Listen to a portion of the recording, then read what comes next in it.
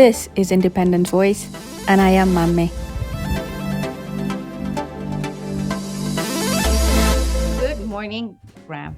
I am so grateful that you have joined me today to have this conversation. Thank you so much for your time. I'm so excited. I'm looking forward to having some conversation, ask some questions, and hear from you. On behalf of everyone that follows you, on behalf of every single person that I know always looks at and review your articles, to say thank God for somebody like him because you speak the truth. I'm going to say thank you. I'm going to take this minute and say for all of us everywhere in the world, thank you for everything that you do and you have done. And thank you for standing by the truth.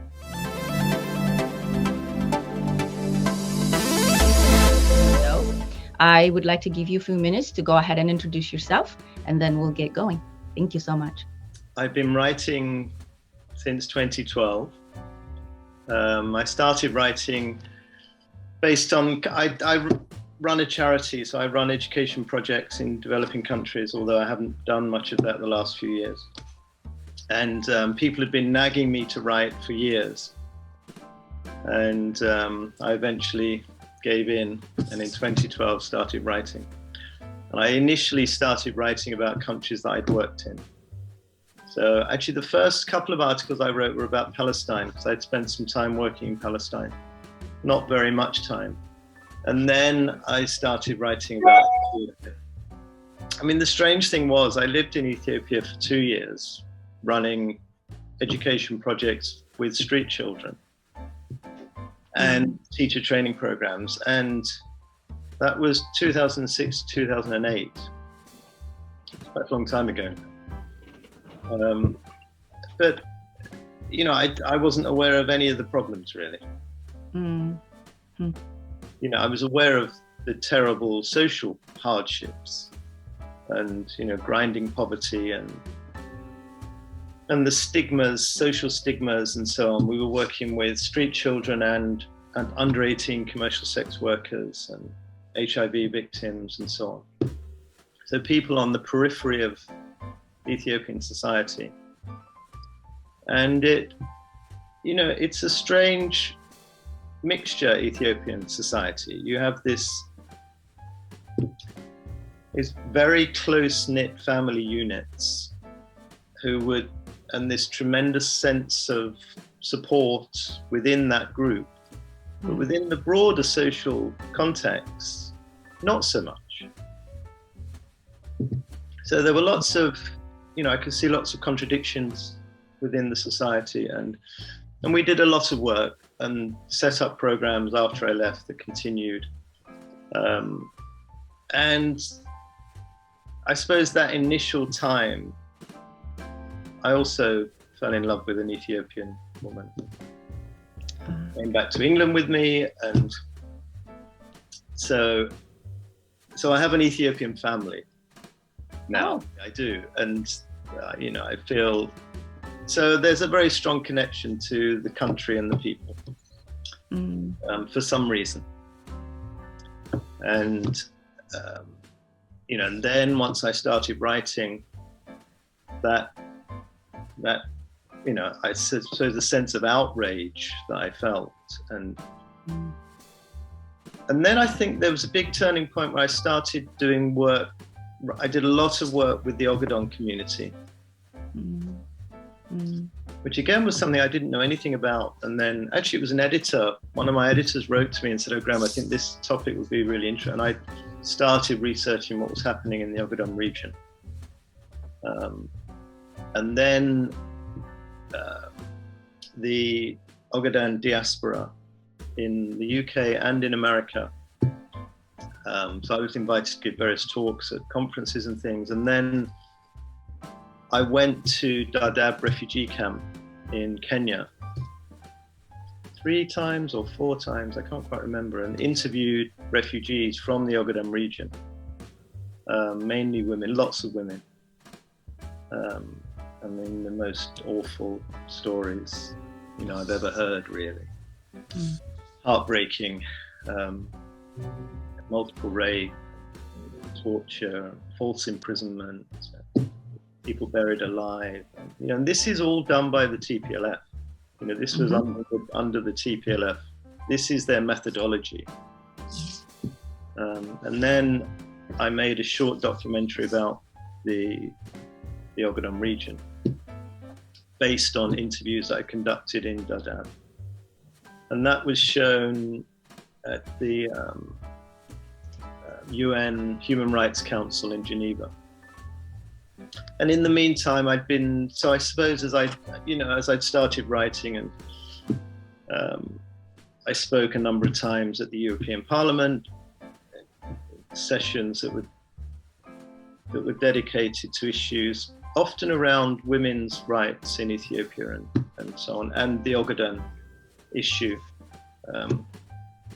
And and that opened up, they were carrying out similar atrocities elsewhere in the country, of course.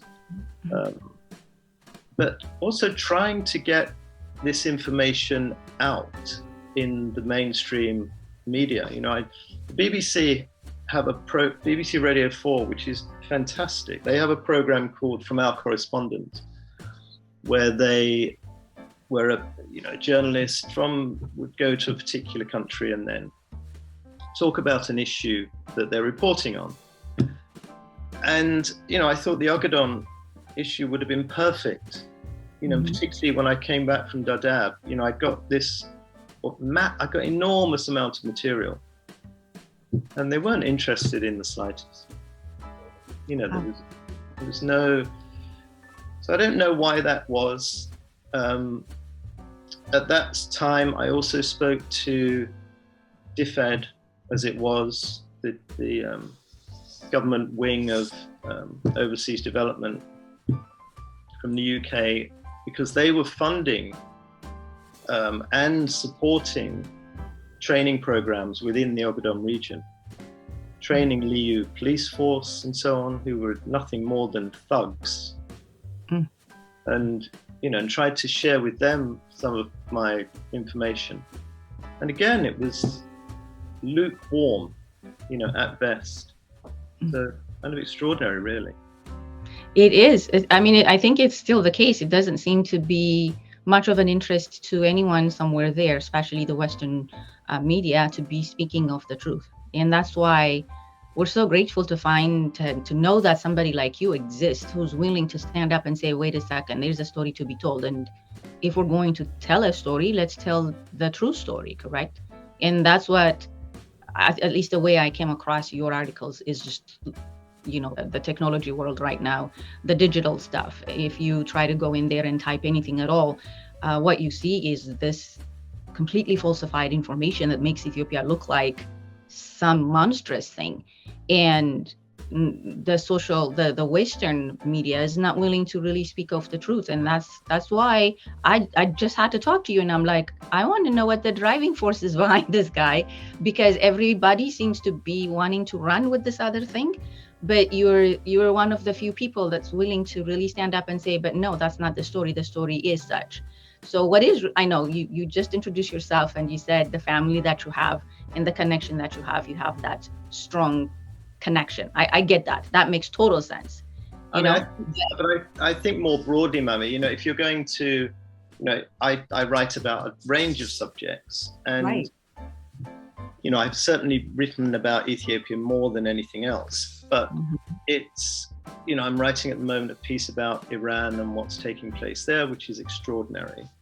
And then, it's difficult. If you're going to write about anything, then there's no point in telling lies. However, so having said that, it's sometimes very difficult to find out the truth. Yes. So, and I think particularly with newspaper and television and radio media, they've all had their budgets slashed. So, whereas maybe 10 years ago, they would have had funds to do proper investigative journalism. A lot of the time that doesn't exist. So you have journalists reporting remotely. So they're writing they're writing stories about countries that they've probably never visited. True. And they're certainly not in the country when they're talking about the topic at hand. And I know, a lot of people are writing from Kenya about Ethiopia, but a great deal more aren't. They're in New York, or they're in London, or they're in Paris or Brussels or something. So it's secondhand information. So my information is secondhand. I'm not in Ethiopia either. But but the person that I speak to and get my information from gives me the right information. And I trust her, and she knows what's going on. So, but there are, funnily enough, within that, so that family group, there are differences of opinions. So my ex-partner, who's now back in Addis, she knows what's going on and she speaks the truth. And she's not pro-government or anti-government. Okay. And I would sit with them and talk, and particularly at the beginning, if you read the first couple of articles that I wrote about the conflict, they are less clear. I wasn't sure what was going on, and I was reading a lot and trying to find out, and then it wasn't until suddenly it all sort of fell into place. So I have a degree of sympathy for journalists, but I suppose what I would say to them is, if you're not sure, don't say anything, because you only add fuel to, and then you have the big corporations, the CNNs and the BBC and so on. And, a lot of the time they get their material from press briefings from government sources. And, particularly the American government is far from objective, should we say. They have stood firmly behind the TPLF when they're in power, and they're still standing firmly behind the TPLF now. So so if you get your information from that source, you have to question that information, and a lot of the time they don't. So what I am hearing you say, and I think one of the things that we certainly I appreciate, is the fact that you try to be objective. If you don't know, like you said, if you don't have the resource or the source, that if you're not sure about the story you're about to write, just don't, because you're doing more damage than any good at all. Yep. Except we know TPLF has been pouring money out there. We see some of the freelancers, the paid ones, willing to say anything. They're just willing to say anything because it looks like they're getting paid. Because when we see and we listen to and we read about what it is that they're saying, it's like complete Pharisee, right? It's just completely off kilt. And I ask, so what makes somebody to be willing to do this versus someone like you who's willing to not necessarily just side with one story, but try to find, as you put it, do the investigatory journalism and write the story. Like when you're certain that your story has facts to it is when you write about it. And that's how come we appreciate that. Not because you've been writing the things that we've all wanted to say, like to everybody for the world to hear, but to find somebody who's willing to stand by the truth and say, I don't care what half the world is saying. What I know and what the truth is this. And that means a lot, because the digital world really is saturated with negativity, false information, misinformation. And I just had to reach out to you and say, so what is the drive behind this? Like, it's being very unique. You're one of the few people that continued to really focus on when it's wrong, when it's right, it's right. We need to state the fact. And that's what you're doing. Well, I must say, Mummy, the TPLF or nobody else has ever come to me and offered me money. When I first started writing, I did have an email from I'd written maybe 2 or 3 pieces about Ethiopia. Mm-hmm. And they were just general, like criticisms of the EPRDF. And I had an email one day from the embassy in London, from the press office, Mm-hmm. saying, thank you for your, interest in Ethiopia. But you seem to have got some things misunderstood. Uh-oh. And, we'd like to just point out what's really going on. And they sort of put, and then then the woman said, and the ambassador would be happy to meet with you at any time. Mm-hmm. And I wrote back and said, thank you so much, so nice to hear. But I know very well what's going on in Ethiopia. And it's not what you said, it's this, and I put some points. And I said, I too would be happy to speak to the ambassador if he would like to discuss any of these issues. I'd never heard from them again. So what they want to do, rather than close journalists down, what they want to do is use that voice to propagate their own propaganda. Mm-hmm. And I think I don't know whether they still have, but I know that people told me at the time, because there was a stage where I used to receive lots and lots of emails in response to articles, people stating that they were a certain person within the government or within and initially I'd engaged and then I stopped, but somebody told me that the EPRDF government at the time had a whole department set up to trawl the internet and press media and TV and so on, and respond to what was being said, to try to manipulate the message that was being sent out. I mean, it's extraordinary, really. It is, and I think they continue to do so. Their stuff is in TikTok, any social media, any even mainstream media. We couldn't even break into those for a minute to say, hey, are you interested in hearing the truth and the fact and what really is happening, or you're just going to go with this other thing? You would think as in the world of journalism, you're supposed to be objective. You're supposed to be open to either side, right? You're not supposed to take one side and just always run with it, unless otherwise there is good enough reason for doing so. And what I find bothersome, honestly, is that they're not willing to listen to any other side but what TPLF is feeding. And at some point, we did come across that they were being paid handsomely.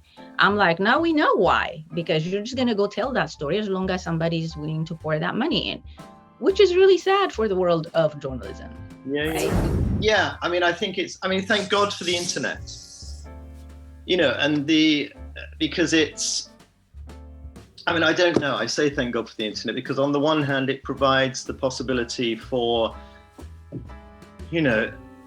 independent media, and, Counterpunch is amazing, the work that they do, and I think it's the most read sort of liberal publication in the world. I don't know what the readership is, but it must be millions. So there's that, but at the same time, it creates this world in which, we do live in a post-truth era. Mm-hmm. It's not just Ethiopia that's the subject of misinformation and disinformation. It happens all the time, in most areas of social and political life. So, people have to be discriminative, but people are lazy. They don't have much time to research things. And, I'd write articles and friends of mine would say, well, Graham, you're saying this, but the Economist and the Guardian and the BBC are saying this. What's really going on? Or, I have a friend of mine who knows somebody in Tigray who says this. So people don't know what to believe, in other words. It's all that you can do is say, well, just read what I'm writing. Try and make your own mind up. You can't convince people. It's all you can do is put the material there, hope that it's presented in such a way that's logical and it makes sense. And then, people have to decide for themselves, I suppose. I mean, ultimately, the people who matter which in this context is the people of Ethiopia and the Ethiopian diaspora, whether people recognize what the truth of what's happening, it doesn't change the truth of what's happening. The TPLF are monstrous. I was just reading before we spoke the TPLF's reply to the invitation to go to peace talks in South Africa, and how, so the media keeps saying that it's been postponed because of logistical reasons. So I don't quite know what these logistical reasons are, but if you look at the letter from the TPLF leadership, it says there was something in there which says one of the things that they wanted to clarify was the role of the international community in the talks. So, because they want the international community to continue pressuring Ethiopia. Yeah, they want an American person sitting at the table, is what they want, who can influence proceedings. Yes. That's what they want. So, I don't know what you do with such a group, really. I think my instinct is to say, I think I would imagine lots of people within the population and the diaspora are getting to this point, or maybe they were already at this point a long time ago, that they are absolutely a poison within the country. They're not going to change. Unfortunately, it doesn't seem like it. So then what do? Then you have to, I think the leaders need to be arrested. I think they should be arrested, and I think they should be tried in the International Criminal Court. But you would think that should be the logical step to take, because they've done enough damage. But the thing is, in the last 27 years, when they were in power, they have worked extra hard to make sure that their connection with certain places are pretty strong, and especially within the American system, they're up in arms with everybody in there. That linkage, that relationship that they've managed to maintain the last however many years that they've been doing this, it took an entire generation for them to make sure that they were going to be doing this poisonous thing. Because if you read their manifesto, in the end, the very last thing says, we all know and agree this is going to take war. It's going to take every one of us, and this is going to take war. They knew, and they were preparing for 30 years. But this is going to take war. What's going to take war? In order to do what? To do what it is that they think they're going to do now. Which is what? Continue to steal from the country in the way that they did when they were in power, and act as a puppet for the Americans and the British and the Europeans. I firmly believe that the age of dictators is over. Absolutely. So although we have China and we have Russia and we have, there's lots of autocratic regimes around the world, I do think that the energy that supports them is either no longer there really, or it's so weak that it's just a question of time before they can't. It's like if you see an oil tanker, and if you turn the engine off the oil tanker, the oil tanker represents the dictator. So the engine has been turned off. It has no energy anymore, but it continues moving under its own steam for a period of time. Mm-hmm. But actually it's dead. Mm-hmm. It's dead in the water. And I think groups like the TPLF, they're dead in the water. The only question now is, how do you completely get rid of them? And I think, to Iran again that I mentioned, it's not in Iran, it's not about gender inequality. It is partly about gender inequality, but it's about suppression. And that's these regimes, the TPLF ruled the country through fear and repression. And they divided ethnic groups against one another, giving money here and there, and based on, instead of encouraging cultural richness and diversity and integrating that into this beautiful whole, they set groups against one another. So that's the legacy that is there, but that is of the past. The time that we're moving into is one based on unity, brotherhood, cooperation, understanding, and tolerance. These are the qualities of the time that we're starting to move into. And you see that in all sorts of ways. Now, it doesn't necessarily, so does that help solve an issue like the Ethiopian one? I think if you apply those principles, if we say, okay, how do we create a country which is completely unified, but within that unification, there is tremendous diversity and richness and so on. Then within that, there's no place for an organization or a body like the TPLF.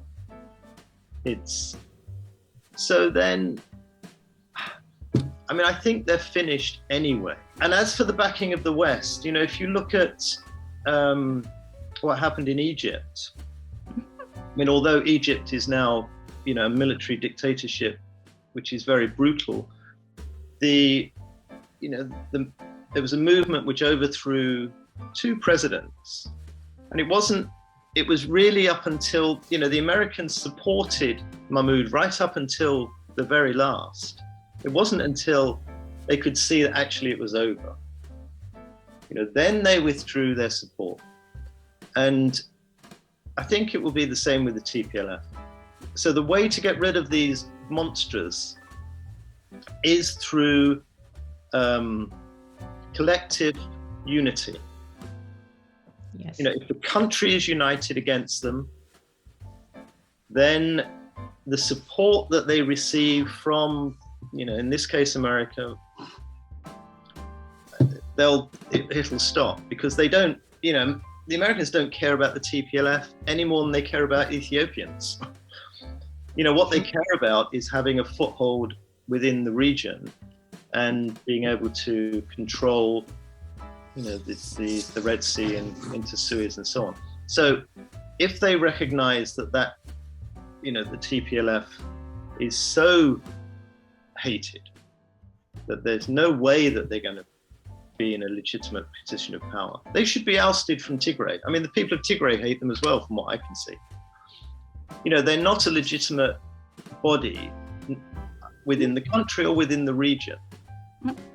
So, true.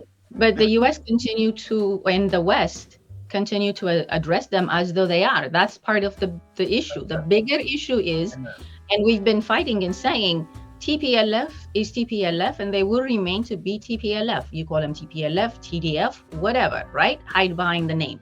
How do you go from being the TPLF that they have been for however many years, committing all those atrocities, and all of a sudden, we're TDF? Why are we even addressing them as a legitimate being? They are not government. The government is being asked and forced to sit down with a group of rebel. I don't even like the word rebel. Exactly. It's the newest thing now. We're not even saying terrorist, and now we're saying they're a group of rebels. Why are we calling them rebels? Yeah, they shouldn't be called. I'm not sure I'm never sure what to call them. I always call them terrorists. These words, these labels are difficult things, but certainly words like rebels or insurgent force, or they imply that they're a kind of freedom fighter, right? Acting on behalf of a suppressed community, is standing up against a brutal, repressive regime. Exactly. And that's obviously not the case. They were and remain the brutal, repressive regime. Yes. So the head of WHO recently is out there drumming up this narrative the whole conflict is happening because of the color of their skins. Like the people in Tigray are being ostracized and they're being killed, and this whole war is against them because the color of their skin. If it wasn't so bad for people dying, that's laughable. Like, I haven't heard him say that. Is that what he? That's the newest narrative now. This whole thing is just because of the color of their skin. So first of all, who's doing what to who? It's TPLF that's actually causing their own people to go to war, forcing their own children. Okay, they literally are forcing parents to put out their kids. If not, you're gonna face certain consequences.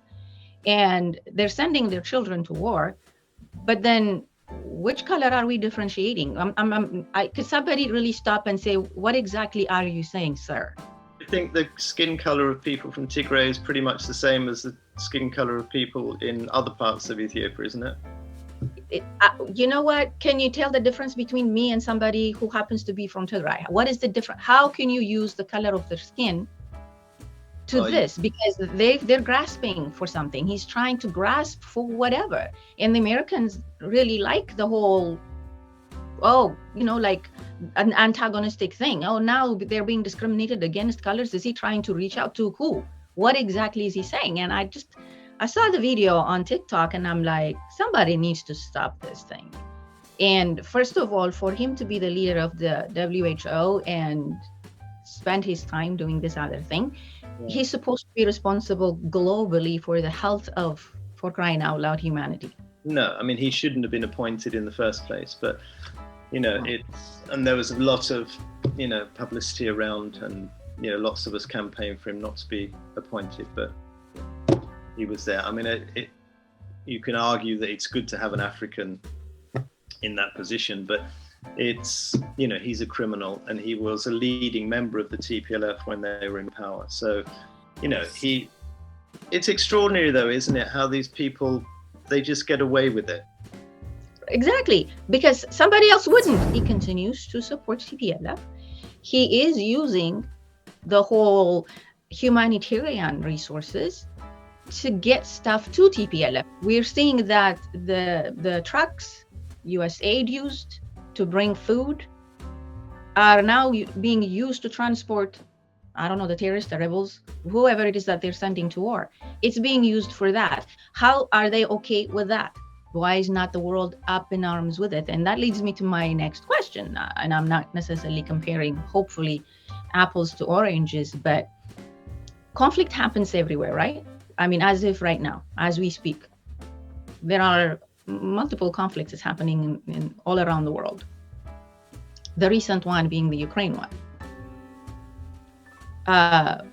So much resources and so much engagement is happening there. Not so much to Ethiopia though, because once again, Ethiopia and Ethiopians are being presented to the world like we're monsters, but we're not the monsters. The monsters are elsewhere. The rest of the people, we're trying to figure out how can you even tell one apart from the other. We've never seen and still don't see the separation there. The Ethiopian tie is pretty strong. How do you even break that? What do you think about this? The recent, the peace talk is happening right here, but we're going to go ahead and attack right over there. They just started the war again recently. What does that even mean? And why is the Western media so adamant about not speaking of that? The TPLF never stopped the war, of course. Exactly. So they never agreed any ceasefire. So I suppose that's the first thing. So although we call it a ceasefire from sort of March till August, it wasn't. It was a ceasefire in the sense that the conflict abated for a period of time. But during that time, they used that time to rearm themselves, whereas they should have been begging for forgiveness from the people of Ethiopia. So we know they don't want peace. But we want peace. The people want peace. The government wants peace. So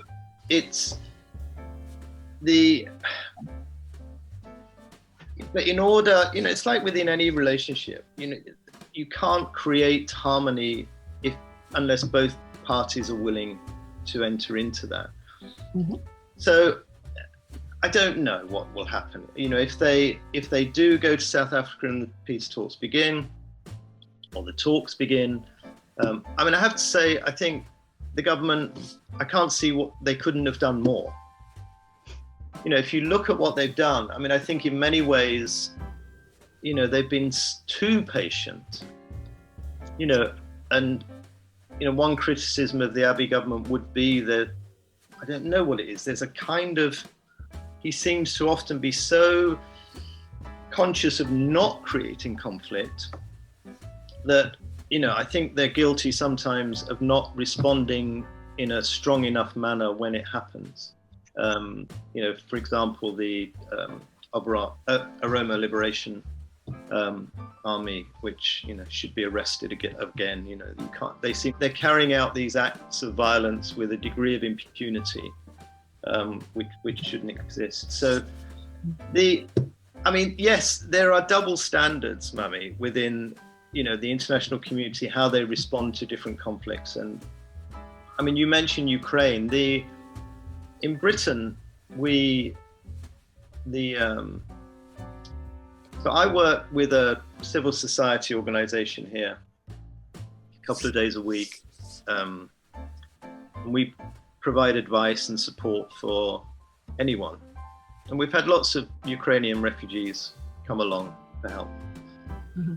And there's lots of refugees in Britain from different parts of the world, from different areas of conflict.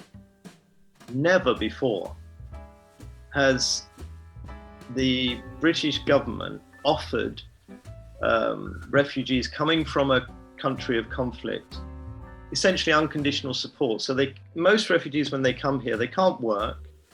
Mm-hmm. They can't get housing. They can't claim, we have, much stronger state welfare system than exists in America, and refugees can't access it. Wow. Ukrainians can. They get state benefits, they can work, there's housing,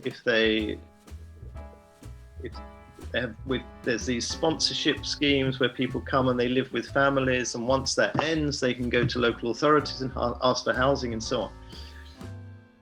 If you come from, Eritrea or the Sudan or Somalia or Nigeria or Syria or Afghanistan or Iraq or nothing, you get nothing. Wow. You get processed through so why is that?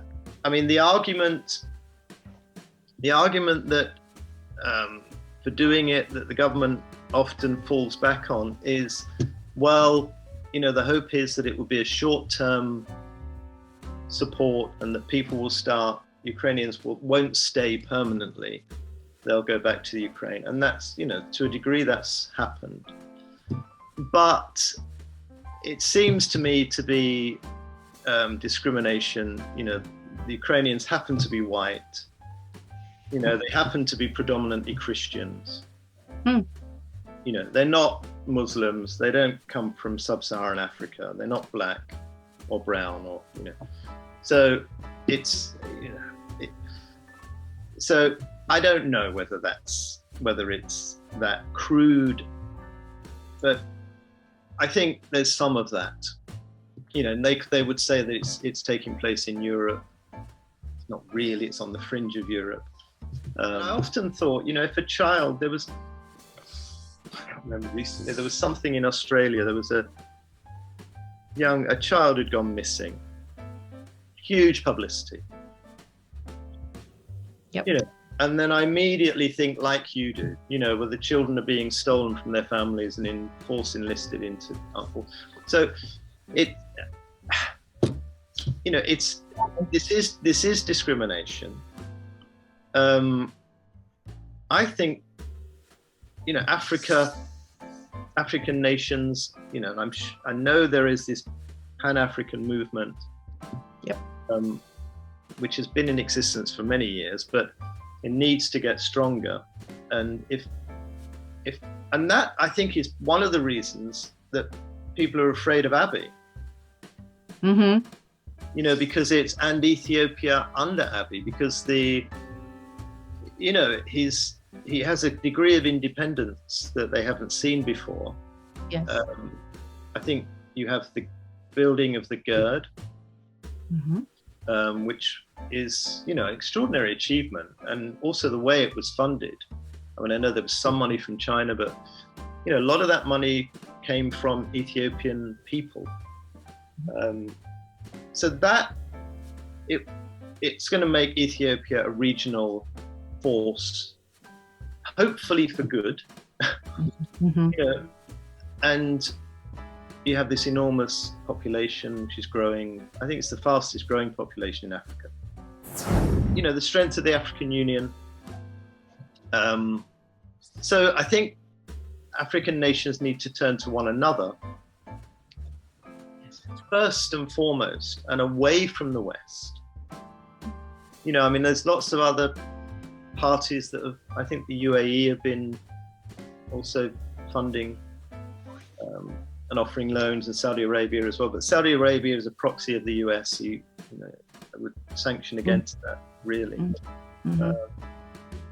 So it's, the West and the imperialist forces in the West, they want to maintain control of. They don't want countries like Ethiopia to prosper. That's pretty sad. I wonder why. Well, why? Because they want to maintain control. True. They want control of natural resources. They want geopolitical control. They want, that. I've just started looking at, I'm going to write a piece about the militarization of the Horn. I mean, it's quite extraordinary when you start looking at the number of military bases, mainly in Djibouti, but then, naval bases as well. It's, it's not just the US, it's Europe, it's Turkey, it's, I think, India have got a presence there. It's, yeah, it's crazy. So, yeah, I think that they want to maintain control. Colonialism may have ended, but neocolonialism, neo-imperialism continues. And it's continued, under the auspice of economic control, the development model that's exported around the world, which isn't at all to do with human development. It is simply based on, consumerism. People are regarded as consumers. Countries are seen as marketplaces, rather than people being seen as individuals and countries being recognized as culturally significant and so on. So it's, I think if countries like Ethiopia, which is developing, one conversation that I think it should be having is what the nature of that development should be. Do we want to develop along the lines of Western nations? Or is there another way of organizing society, which is more just, which brings benefits, economic benefits, but for everybody, not just for a small percentage of the population? And so I don't know whether those conversations are happening. It's difficult within the context of a global system, which is the neoliberal system. Can you work within that global system and yet, function in a way which is not so cruel? Right? Absolutely. So here's the thing, though, just hearing you say that, I talk about the whole African countries uniting, Pan-Africanism, and shifting the focus towards the economic growth and strengthening the unity of Africa itself. And it seems to me the people of Africa are able and willing to really work towards that. A whole lot of the Pan-Africanism unity as the continent altogether happens within the people. What I'm struggling with is I don't see a lot of that kind of discussion among the leaders of the African countries. And No. sometimes I just feel like, is it obviously politics has something to do with it. Everything to do with it. I think, yeah, but that's, I don't think it's any more about the politicians. I mean, I think, we live in an age, if there's going to be change, and if we're going to start to create a world which is just and peaceful, and we're going to deal with the environmental emergency, which is the major crisis of our age, or of any age, then there has to be fundamental change in values, it's the values that need to change first. So if we can create societies which are, less self-centered, less about the individual accumulating wealth and the group suffering, but rather about the group. So the group being the family, the wider community, society generally, the nation as a whole, the region, and so on. So that won't come from politicians, because the politicians are indebted to the corporations and the institutions that support them. So it will come from the people. Yeah. It's the people demanding change and putting forward alternatives. I know the whole Pan-Africanism, the unity thing is happening amongst the people. The leaders and the politician side of them, maybe they know it. I think they understand it. I think they know. But the fact that it's bubbling up, to me, it means that then there is hope. We're just going to continue to bubble that up until it gets to them and they have no choice but to join the club. Yeah, I mean, it just becomes, and that's what I was going to say, that my recent article was optimistic and positive for some reason. I mean, I think it was partly because, I know I've mentioned it before, but the movement in Iran, it's so sort of gripped me because it's being led by children. I mean, it's quite extraordinary. These are teenage girls who are leading this uprising. And, I think if you listen to Iranian commentators and writers, they always thought that if there was going to be a change in that country, as traditionally is the case, it would come from the intellectuals and the journalists and the writers and so on. But it's not the case. These are 16, 15, 16, 17-year-old girls who are leading so that's extraordinary. And that's the same as the school strikes for the environment. It's the Extinction Rebellion movement here, which is dominated by young people. And they don't necessarily have answers. It's like when the Occupy movement sprung up in the States and then spread around the world, it wasn't their job to provide answers. It's simply to point out the reality of the problems and create a space in which there can be discussion and debate, and we can hopefully find new ways of living and modes of living. The politicians are always the last to respond. Historically, they're not leaders. The people are the leaders. So it's that. I mean, one thing that I don't know whether this is happening, but maybe it's starting to a little bit. I was going to say that civil society is quite weak in Ethiopia, and highlighting human rights abuses, publicizing them on their media outlets and so on, educating people about what human rights are. So that's an example of something that should be done by a government, but isn't being done by a government. And so as a result, a civil society steps in and does it. And so that needs to be strengthened in Ethiopia.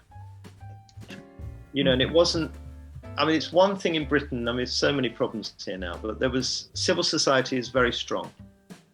If you're any kind of group, you'll always find a body, an association or a group that will be working along those lines. So,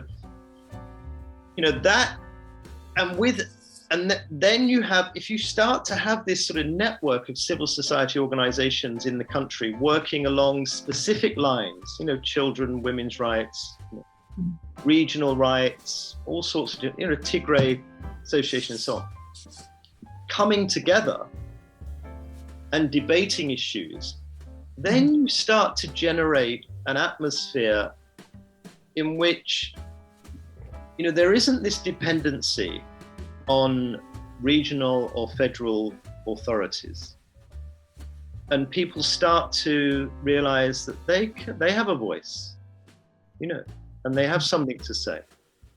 And then perhaps alternatives can come forward, which may well be taken up by government, that then express the views of those groups. When you say debate, it's not antagonistic. You debate to try and come to that common place, so that then you can lift that up and saying, okay, so, initially when I came into this thing, I came in with this mindset, this is my attitude, this is whatever it was.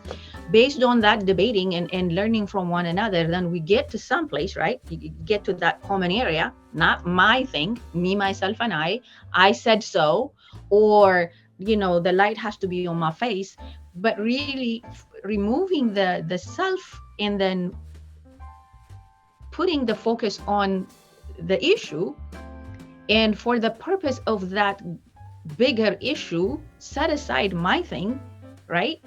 And then lift the stuff up so that it goes and it gets to where it makes a difference. If we approach it from an antagonistic kind of way, it's not going to go anywhere. I'm sure that you have some of that.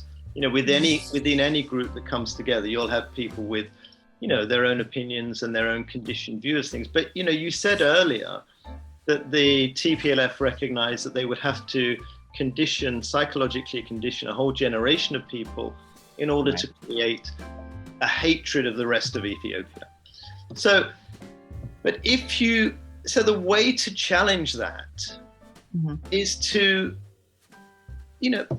once you establish contact with other people, the notion of the other as the enemy, it quickly dissolves.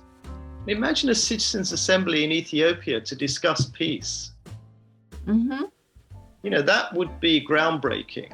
I mean, I don't know who could organize that, but, it would be, and you had people from, Amara, people from Oromo, from Afar, from Tigray, all coming together to discuss things with a group of people who could give them the information on the ground.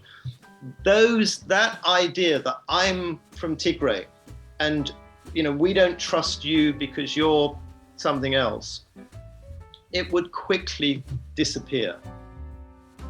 The way to create trust amongst people is to establish relationship. So you establish relationship by communicating, by talking to one another, by listening to one another, by sharing, ideas and information and material and resources and so on. Then you start to build a sense of trust. Once there's trust and relationship, then you can do anything really. So I think maybe that's we don't trust the TPLF. We can't trust the TPLF, but that doesn't mean to say we can't trust people within Tigray. Absolutely. True. So, I guess whatever happens, and I know there is this peace talk and several other things are happening, but it's interesting you mentioned, that kind of assembly that puts the people in a place. And like I said, let that start to bubble up, because what they're doing is controlling the minds of their people. And, the whole divide and conquer thing, I'm going to turn one against the other. And while these other people are fighting, TPLF is doing its thing. Yeah, well, that's of course what autocrats do all the time. It's what Trump did. It's what the British government under Johnson and the Conservatives have tried to do. It's this, the way that these bodies, these groups of men, and they're nearly always men, the way that they stay in power, or that they is through hate. They need somebody or something to hate. They need So it's the enemy, it's the refugees, it's the foreigner, it's the black man or the brown man or the yellow man, or it's somebody else. It's a vested interest. It's the liberals. It's, they need, and what they do then, they energize their support base against that particular group. And they fragment and divide society as a result. So that's what the TPLF did when it was in power. And that's what they're trying to do now. So, but we know that. We see through their nonsense. They're finished, Mame. I know that people living through this period in the country, it must have been hell, and it must still be hell. But all I would say is that the question is not, is it going to end? And are we going to get rid of these monstrous bodies? But when? They are finished. And you see it with, in Britain, we've got the Conservative Party, which has been not as bad as these groups, but a similar ideology. And they are the oil tanker that I described. They're still plowing through the sea, but they're dead in the water. They really are, they're finished. And, I think these groups, their days are over. Amen to that. Amen to that, because this craziness needs to end. A lot of people have lost their lives for... Yeah, no, I know. It's just, it makes no sense to me. But one last question, and then we'll wrap this up. I know I've taken enough of your time. So ever since, especially since this TPLF war thing broke out, your side of the world seems to be also a bit rough, harsh when it comes to these punitive things that they had put on in Ethiopia. Why do you think that is? Sanctions, you mean? Yeah, big time. I mean, economic sanctions. Yeah, no, I know. Well, I don't know really. I think sanctions on the whole, they don't work. Even when they're justified, they don't work. Right, because you're taking it away from the people that you at one point thought can use it. So how is that justified? There's no justification for it. And it's never, even if you're trying to, the sanctions against Russia, for example, are they really going to have any impression on an oligarch? They've got money all over the place. Got it. It affects the people. Sanctions affects the people. Yes. I don't know whether they did it in the end. The US were talking about taking away Ethiopia's special trade status. They did. Okay, so because I did write about that, but it wasn't. When I wrote about it, I think they proposed to take it away, and then maybe it happened in January, did it? Something. It did, yeah. I think it was expiring, and they were not going to renew it, so that happened. Yeah, I mean, just extraordinary thing to do, really. I mean, this is a country, developing, inverted commas, whatever that means, but remains one of the poorest nations in the world. How on earth can you justify inflicting economic hardship on a country that it's already got the vast majority of the population living below the poverty line? So I just hear that, but when I hear places like countries and, like I said, that side of the world joining, we're just going to take this away. So is this like a power control? Because if it's meant to help the people, then when you take it away, are you taking it away from the government that you, for some reason, now have issues with, or are you taking it away from the people? That's what I don't get. Like, do they not see that? And in the midst of war? I don't think they care about the people anyway. Exactly.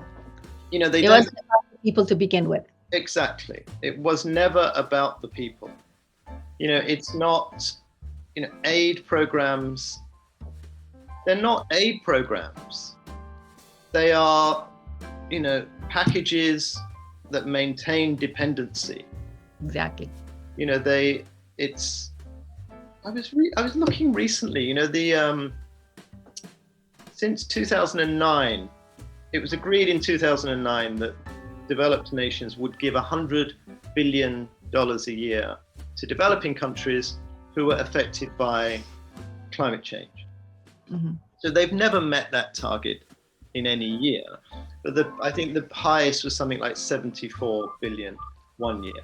But then if you look into that, I always thought in my naivety that that money would have just been given. But it's, I think 40 to 50% of it is loans. Yes. So, the countries that cause climate change, sub-Saharan African countries have caused no climate change. Nothing. I think, half of 1% or something is their greenhouse gas emission level. So it's caused by the West, mainly by, disproportionately by the US, if you look at the per capita emissions. So they've caused the problem. The developing nations are the one who are, I think the Horn of Africa this year had the worst drought in 70 years, on top of everything else. Mm-hmm. And then instead of saying, okay, we're really sorry for causing climate change and we're going to do everything we can to help you cope with it, we lend you some money. So they want them to be indebted. Exactly. It's a way of perpetuating slavery. Absolutely. I mean, there's like terms and conditions with those loans. Yeah, it's a form of enslavement. And the the programs that were introduced, I did write it down actually, the structural adjustment programs that were introduced in the 80s, that was the beginning of it really. And if you looked pre-1980s when these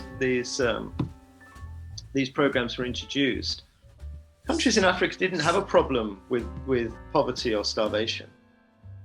It was only after that because countries were forced to withdraw funds from public services, withdraw funds from agriculture, because they had to pay these loans back. So, and they were given, they gave bodies like the World Bank and the IMF and the World Food Programme and the World Health Organization unfettered access to their societies and their institutions and political bodies and so on. So, they don't care about the people, Mummy. They care about control. That's what they care about. But so the answer, what's the answer, Graham? The answer is people. The answer is not the politicians. The politicians and the systems that exist, there are no solutions there. The solutions exist within us. Exactly. We are the solution. It's about people coming together, cooperating, understanding one another, talking, the resources that we have within ourselves, and then changing the structures and the institutions in which we live. Thank you so much. I've taken way too much of your time because I wanted to hear what you had to say. Hopefully this isn't the last time. Maybe we could do this from time to time, and maybe we can just do like a focused thing too. I can't wait to see what the end result is going to be of this peace talk. And then there are some things that I would like to talk to you about from your side of the world too. But if there is anything at all for us to help you continue to do what you're doing, once again, in addition to saying thank you on behalf of everyone that reads your article and say, thank God somebody like him do exist. Let us know if there is anything we can do to support and help. I'm willing. You can count me in. I'm sure a whole lot of other people are interested in supporting and helping. Okay, nice to talk to you, Mummy. Same here. Hopefully we'll do this again. Thank you so much. I so appreciate it. Okay, thanks, Mummy. Take care. Appreciate it. You too. All the best. Bye-bye. This is Independent Voice, and I am Mamme.